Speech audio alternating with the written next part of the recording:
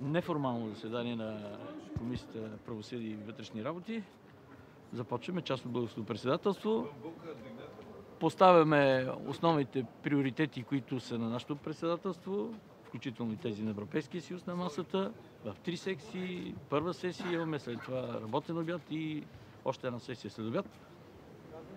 Очаквам аз и моите колеги, които сме подготвили, ние го подготвяме този съвет. Днес тук неформалния, следващите ще ги подготвя основно администрацията на Брюксел. Ние, разбира се, пак сме в основата, но тук изцяло е наша идея. Основните теми, очаквам дебати да има там, свързани с, на първо място, с убежището. Какво правим с реформата с убежището? Второ, управление на миграционните процеси. По-добро управление на миграционните процеси и с убежището свързано, разбира се, пряко. Ще продължим след малко, може би, трябва да ги посрещнем. Окей. Продължавам. И сигурността на границите.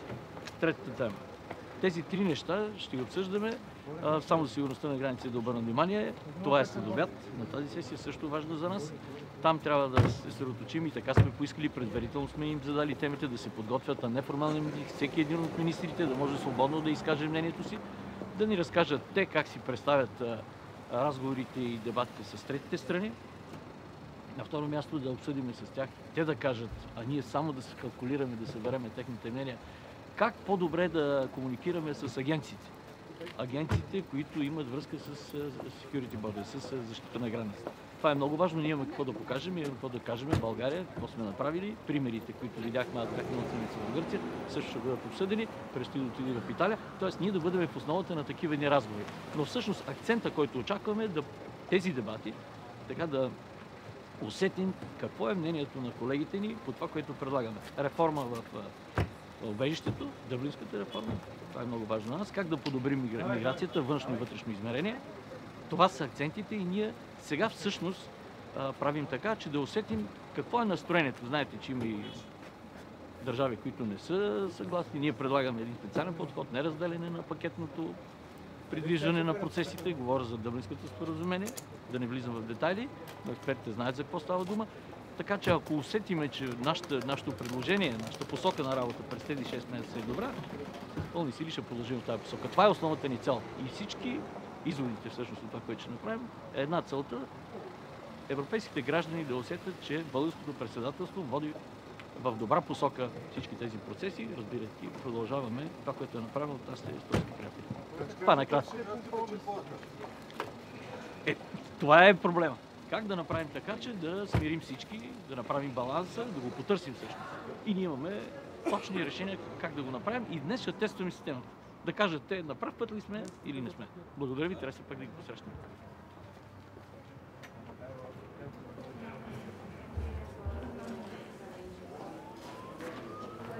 Morning. Again? Mr. Peter, excuse me. Take a picture. Picture. Here. Okay.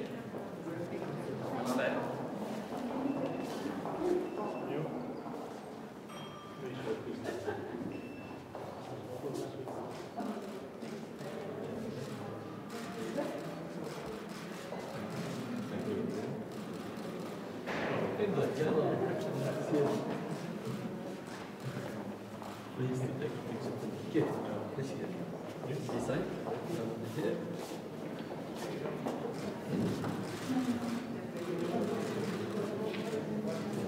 Thank you. Minister.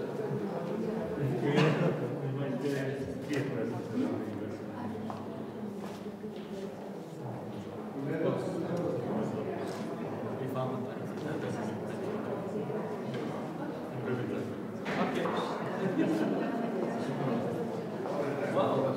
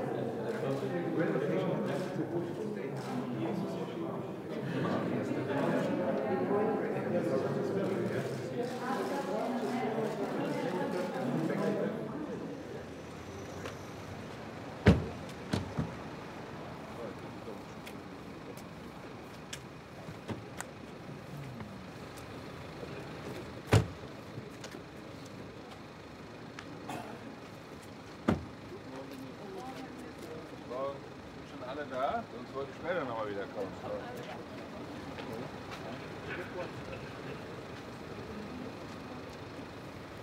Kalt hier, ne?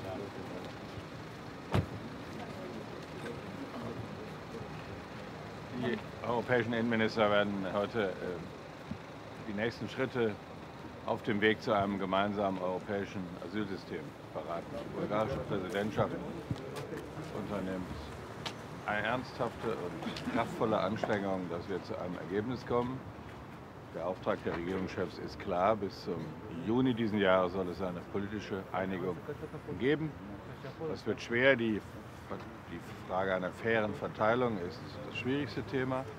Aber daneben gibt es aus deutschem Interesse auch viele andere sehr wichtige Themen, gleiche Aufnahmebedingungen in den unterschiedlichen europäischen Staaten, damit dann eine Verteilung auch funktioniert, eine klare Zuständigkeit des Ersteinreiselandes, verlässliche Verfahren zwischen den Staaten, all das sind wichtige Themen.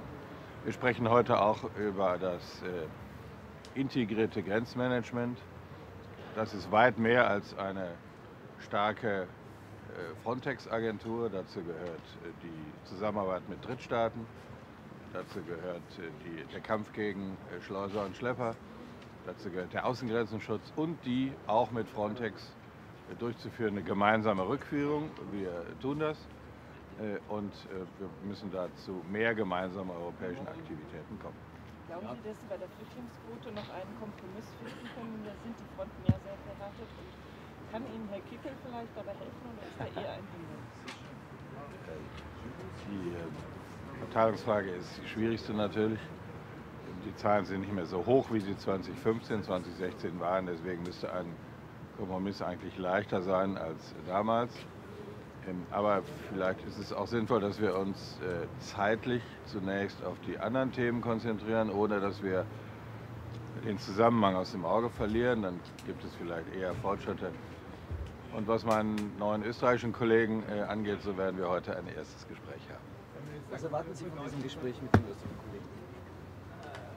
Ja, wir sind gute Nachbarn und wir sind auf gute Zusammenarbeit angewiesen. Österreich wird im zweiten Halbjahr die Präsidentschaft übernehmen und ich denke, wir sind uns alle dieser Verantwortung bewusst. Herr Minister, auch Herr Schäuble hat gesagt, die Verteidigungsfrage hat keine Priorität. Ist es so, dass der Bundesregierung bereit wäre, dieses Thema mit auszuklammern und zu sagen, wir machen das erst nach, wir machen das erst im nächsten Jahr? Wir wollen die Fragen zusammenhalten. Aber richtig ist, dass es sozusagen verhandlungsprozessual gut ist, mal erst die Dinge einig zu machen, bei denen die Einigung leichter ist. Und dazu gehören gemeinsame Verfahren, Aufnahmebedingungen, Familienbegriff und vieles andere mehr, ohne dass wir die Frage der fairen Verteilung aus dem Auge verlieren. Kann es eine Einigung ohne Verteilung geben? Das entscheiden wir dann am Ende der Verhandlungen. Wäre es nicht für den Kompromiss besser, sich einfach von der Quote zu verabschieden und zu sagen, das klappt eh nicht, wir gehen jetzt mal in der andere Richtung? Wenn Verhandlungen schwierig sind, dann muss man das eingestehen, aber sollte nicht gleich die Flinte ins Korn werfen. Herr Minister, würden Sie diesen Prozess des Verfahrens gerne weiterhin als Innenminister begleiten? Sie kommen da selber ja Die Gespräche für die Koalition in Berlin werden am Freitag wieder aufgenommen in Form von förmlichen Koalitionsverhandlungen. Und Ressort- und Personalfragen stehen am Ende dieser Verhandlungen. Das habe ich bereits 100-mal beantwortet. Erst die Sachfragen, dann die Personalfragen. Und bei einer Mannschaft stellt sich nicht der Spieler auf, sondern der Trainer, in dem Fall die Trainerin, stellt dann die Mannschaft auf.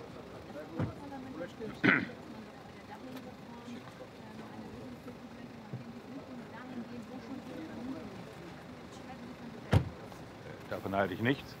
Ich kenne auch keinen meiner europäischen Kollegen, nicht einen einzigen, der diesen Vorschlag, mach es nochmal, ja?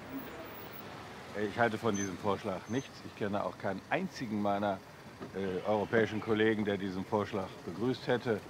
Dazu wird es sicher nicht kommen. Gut, wiederschauen. One question. What do you expect from the meeting today? And from what you see, is it really possible for Bulgaria and Romania to start entering the Schengen area soon and gradually, as Chancellor Merkel put it some days ago in Bulgaria? Well, first of all, it's our first meeting under the Bulgarian presidency, and we will work hard to find a compromise on a common European asylum system. And Bulgaria is doing a great job there, and we'll see if if it's possible to find a way for a compromise. As far as Schengen is concerned, I have nothing to add what the Chancellor said last week. Okay.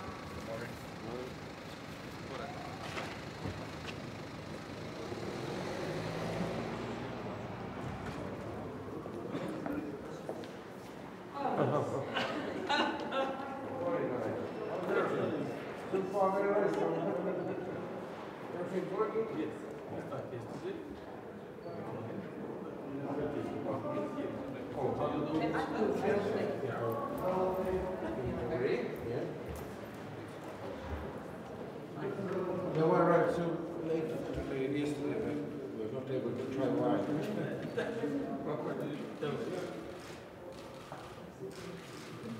Good luck. Yes, yeah. I will enjoy that.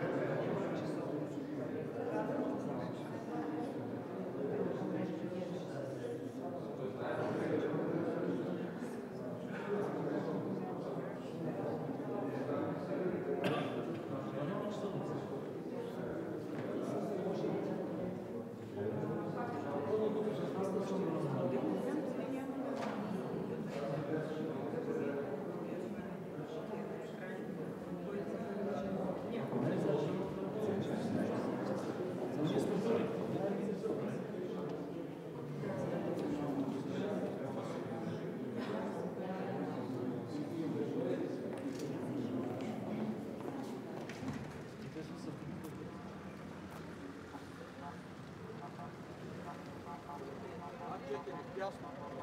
Преди бариерата ще влезе.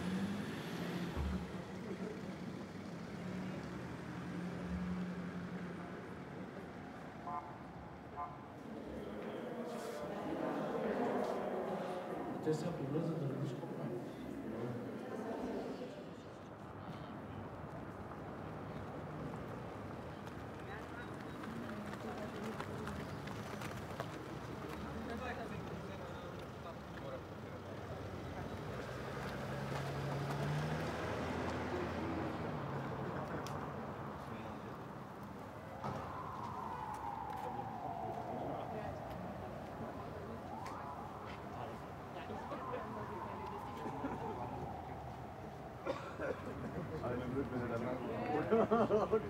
Das ist bei dir auch so.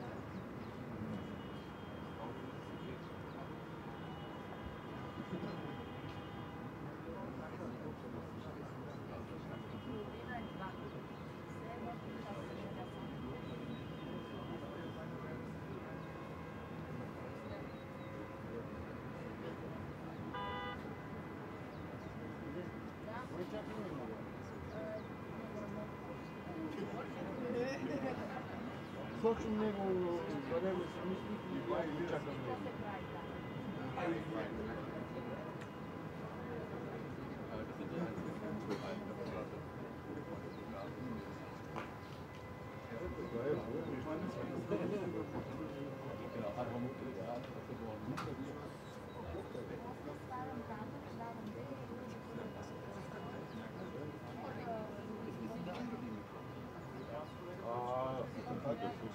Те са САЩ. Да ме гърбим. Стига на толкова. За колко мислиш? Да мислиш, че само тук индика има заявки, а? Но леки мислейки на Странчево. Само за себе. Идват коли. Може ли да отидем на друг път?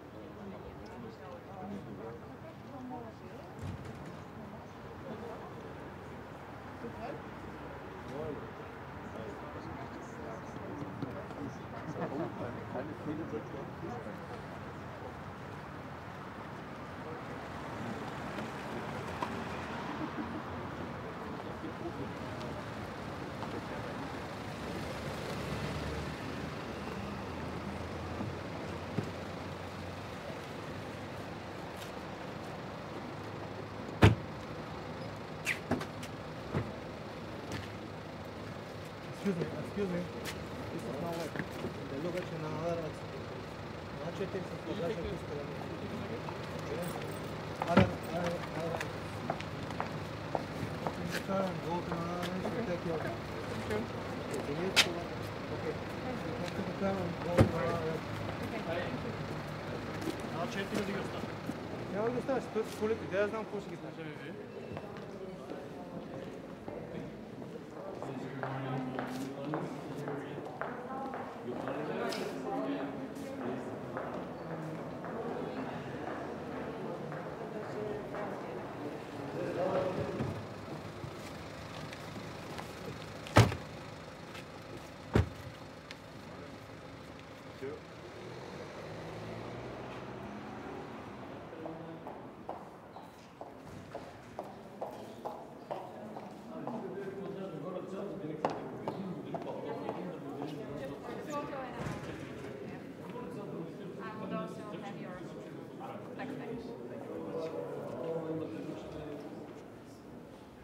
Foreign Minister. Good morning.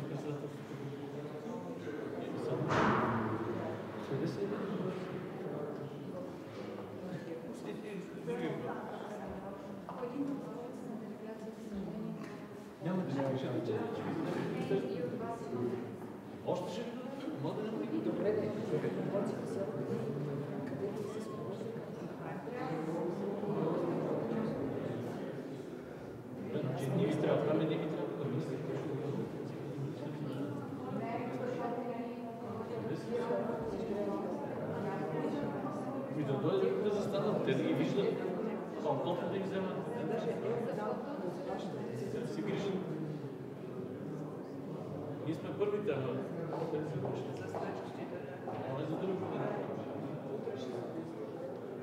тук къде ми центрирал Йокът? Не с центъра.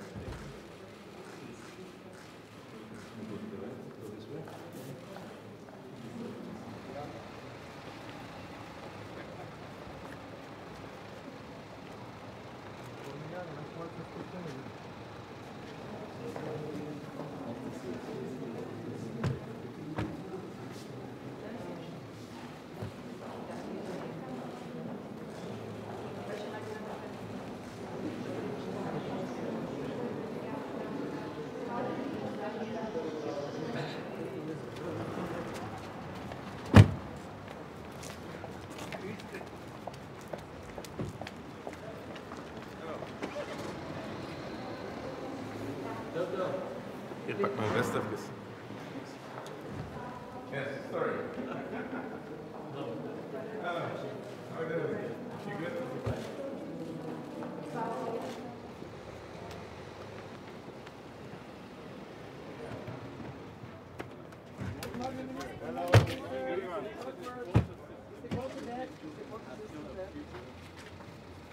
We will see. I heard that our colleagues from Bulgaria prepare a new program, so we are looking forward to introduce with the new proposals. So we will see. I hope that this day will be very nice. Sofia is a nice city, so we have a whole day ahead, so we will see. Where did you see a compromise for the reform of the European asylum? Look, we prepared some proposals in this way a year ago, and I think it's still on the table. I had a very short talk yesterday with my colleague from Greece, so I still think that we have some opportunities how to make compromise and adopt the new reform of asylum. What should happen what should happen that you say that the quota is a good thing? No, the quota is not a good thing, but I think we still have some another solutions, because it's something in obligation. I think the quota systems didn't work. Yes, it was not a good idea. I think we tried first time maybe when the Malta had a problem 8 or 10 years ago. So we just need to invite something new, and I think we have on table some new proposals, so we will see. Are you happy about the new Austrian Home Affairs Minister and his... Of course, I'm always happy with my new colleagues, because it's always new blood and new ideas.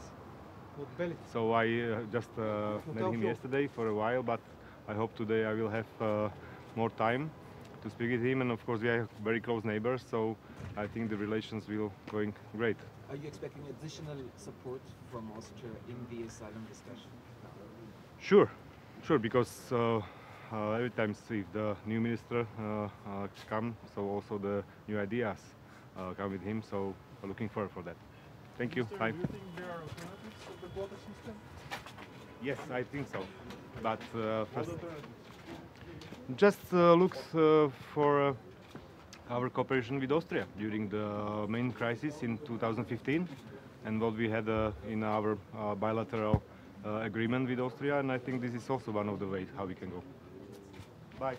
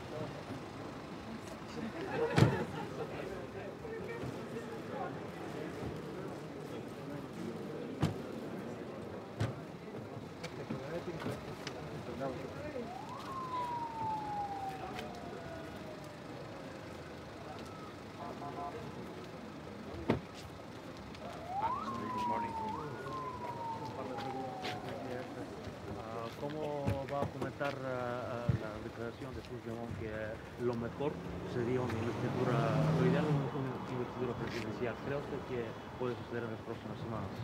Yo creo que lo mejor es que se cumpla con la ley y que se recupere la normalidad institucional en Cataluña. Cumplir con la ley es reconocer la vigencia de la Constitución de la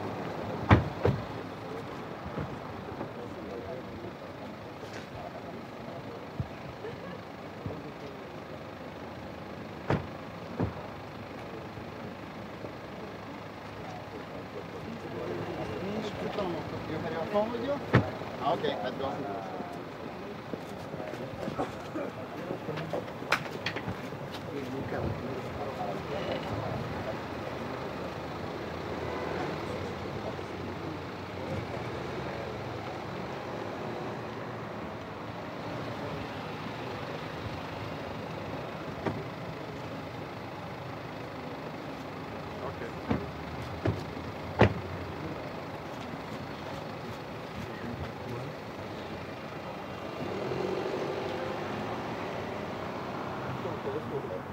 Parlamento de Cataluña y sobre todo que se atiendan también los criterios jurídicos y legales que impongan los letrados. De esa manera que se constituya un gobierno legal cuanto antes y que comience la andadura de esta nueva legislatura. Y por último, con motivo de la reunión de hoy, ¿cómo cree usted que se superarán las diferencias entre algunos países europeos y qué opina sobre las cuotas de inmigrantes? Yo creo que tenemos que seguir trabajando mucho en esta materia. La presión migratoria que viene padeciendo Europa en los últimos años no tiene parangón con otras crisis migratorias. De ahí que la política que España ha venido aplicando desde hace muchos años de convenios con los terceros países, así como también el refuerzo del control de frontera y la colaboración con la agencia Frontex, que está siendo muy eficaz también para la política de retorno, son prioridades para España y deben ser también prioridades para la Unión Europea.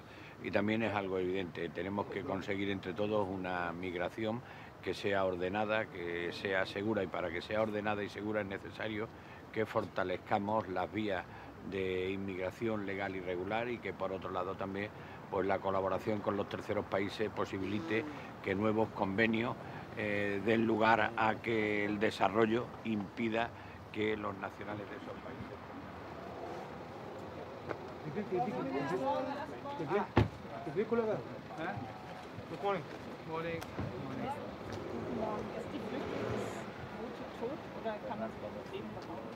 Also ich glaube hier in Bulgarien ist ein honest broker, sind selbst ein Außenland und es geht darum, Dublin zu reformieren. Was ist jetzt Dublin? Dublin hängt von der Geografie ab. Die Länder an den Außengrenzen haben die ganze Verantwortung, haben den ganzen Druck. Es kommt dann zu Fehlern bei der Registrierung oder es kommt zum Durchwinken. Und das System funktioniert nur mit den Hotspots, Registrierung, wenn die gemacht wird, wenn danach auch eine Verteilung stattfindet, eine Relocation stattfindet.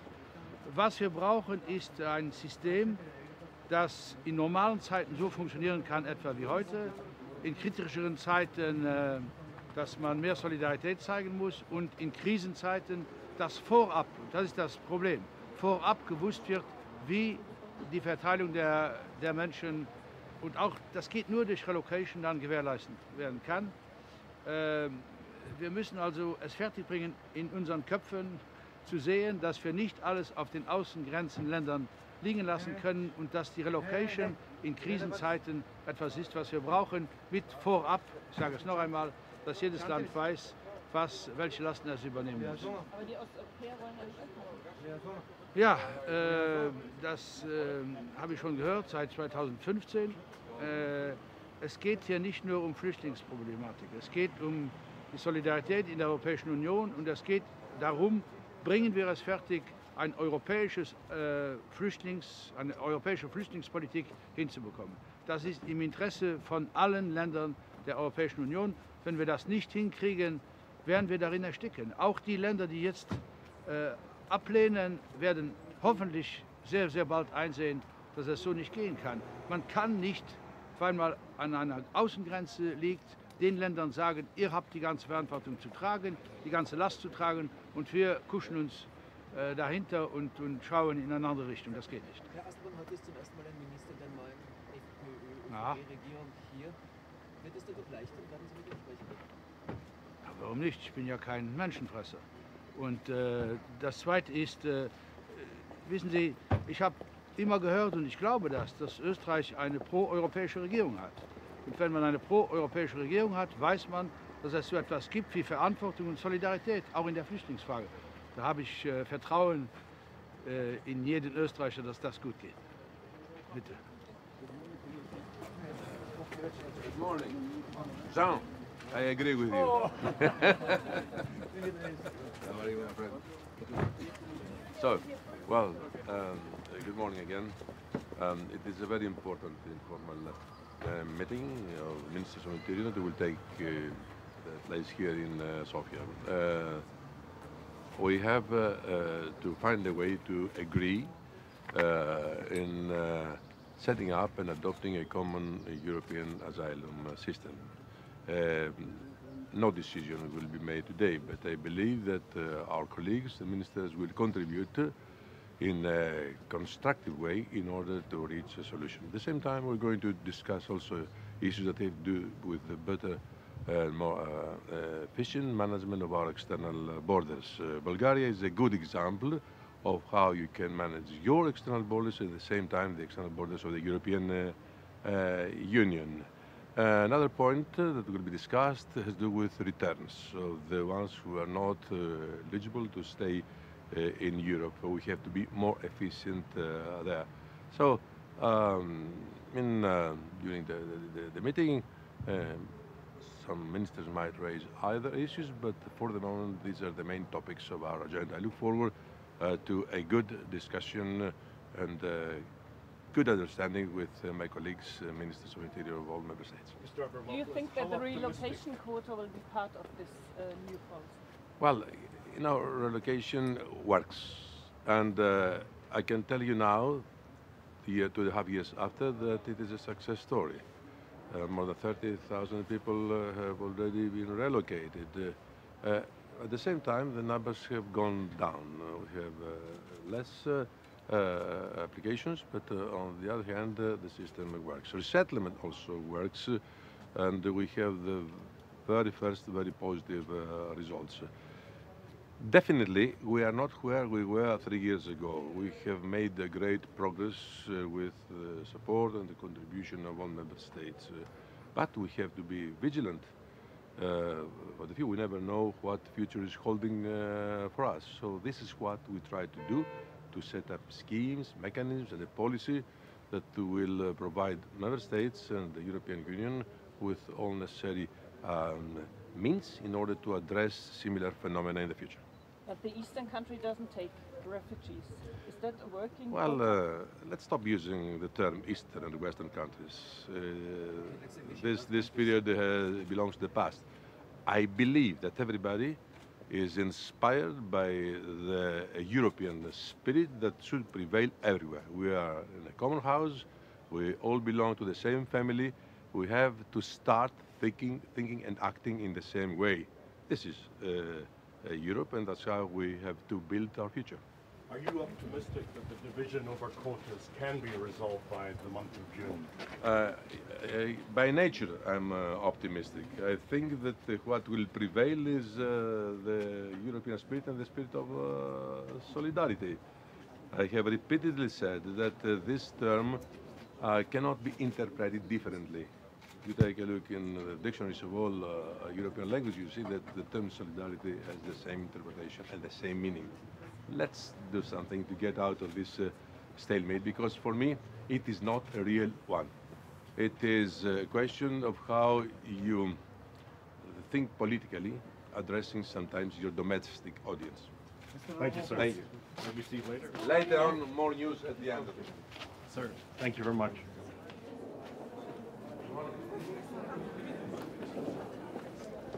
Valentin. So many journalists. Yeah,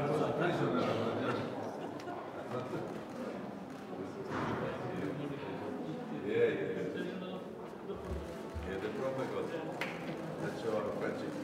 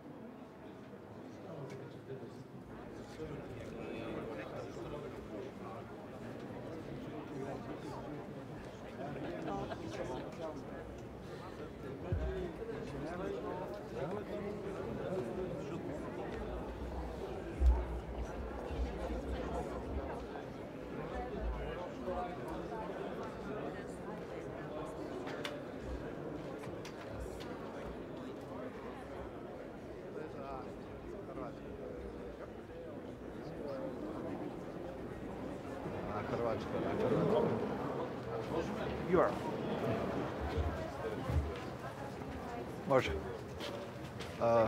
Evo, današnji sastanak ministara unutarnjih poslova pokazuje važnost migracija kao teme kojom ćemo se baviti cijeli dan i to u nekoliko različitih formata. Razgovarat ćemo o zajedničkom europskom sustavu azila za koji više manje postoji suglasje da se nešto više, neki korak više treba napraviti do ljeta ove godine. To bi bilo i sukladno zaključcima šefova država i vlada vezano za jačanje tog sustava kako bi se cijeli migrantski proces odvijao zakonito i u skladu sa interesima Europske unije i država članica. To podrazumijeva i jačanje Europske obalne straže, Europske vanjske i obalne straže koja treba po svemu dobiti jaču ulogu u politici povratka, ali i stvaranju jedne zajedničke liste Europske unije o sigurnim, takozvanim sigurnim trećim zemljama kako bi cijeli ovaj proces bio što bolje strukturiran i organiziran. Naravno, razgovarat ćemo i o globalnom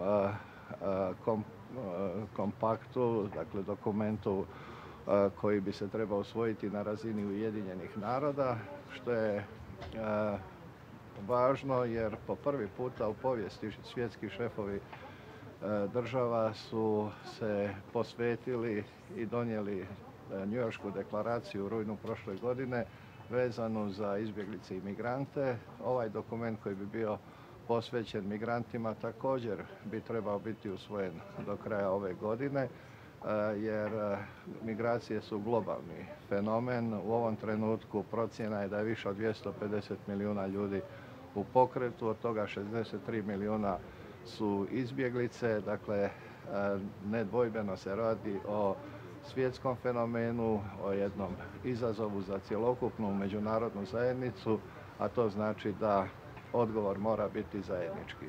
I ono što je za nas u Europi pa i u Hrvatskoj važno, razgovarat ćemo o integriranom upravljanju granicama, što je sa našeg aspekta veoma bitna činjenica, jer Hrvatska ima najdužu vanjsku granicu Europske unije i sve ono što Vlada Republike Hrvatske u posljednje vrijeme radi, to je da ojača taj segment vlastite politike i time pridonese sigurnosti Europske unije, sigurnosti migracija.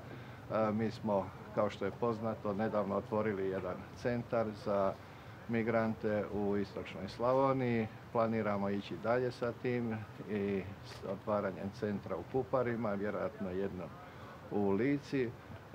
Dakle, sve što radimo u skladu sa nacionalnim interesima, međutim i na tragu onoga što su temeljne europske politike, a sa krajnjim ciljem, barem kad je Hrvatska u pitanju, pridruživanja Hrvatske šengenskoj zoni. One question in English, can I ask? Yes, of course. First, is there a room for a compromise regarding an eventual new quota system? Croatia supports the principle of responsibility and solidarity. We agreed for a quota for Croatia, and we are working in that regard.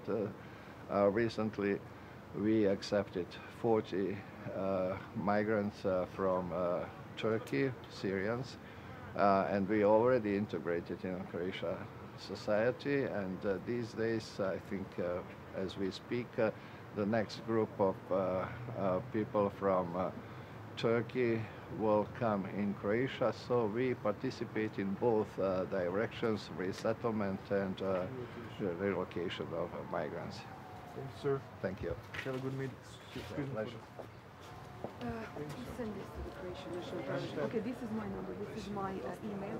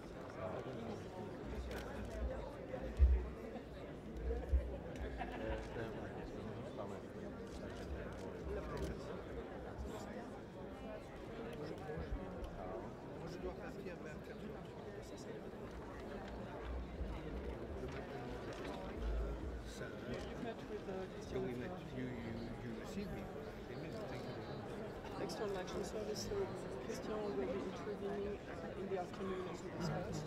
Maybe at lunch as well.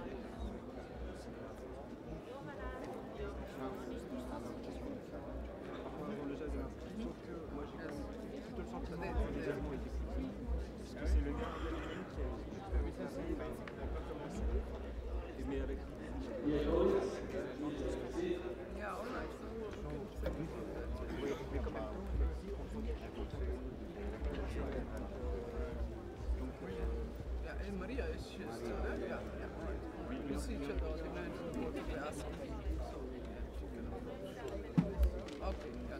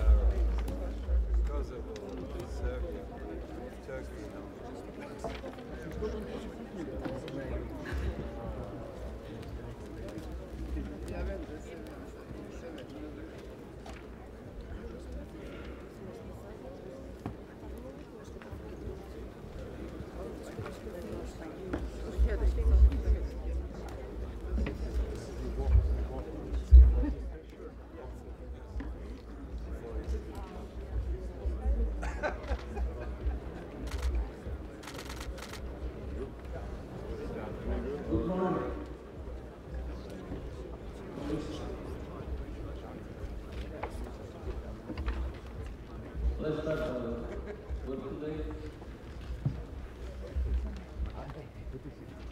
First of all, I would like to welcome you in Bulgaria. Welcome to Sofia. It's a great pleasure for me to host today's meeting. I hope we are going to have a fruitful discussion and you will have a pleasant day in my country. I would like to specifically welcome the Minister of Interior in Austria, Mr. Herbert Kickl. Welcome. The Minister of the Interior of Czech Republic, Minister Lubomir Metnar. Welcome. Let me now say a few words about interpretation. You can speak in your own language, but you can listen it only in English, French, German, Spanish, Italian and Bulgarian. And now allow me to continue speaking Bulgarian. Уважаеми колеги, намираме се в Националния дворец на културата. Това е най-големият конгресен център на България. Тази сграда е построена през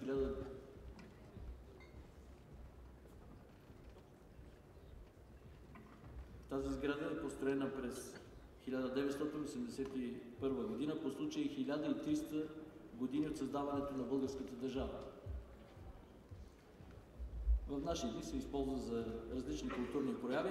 През миналата година дворецът беше реновиран и ще бъде основно домакин на събитието от българското председателство в София.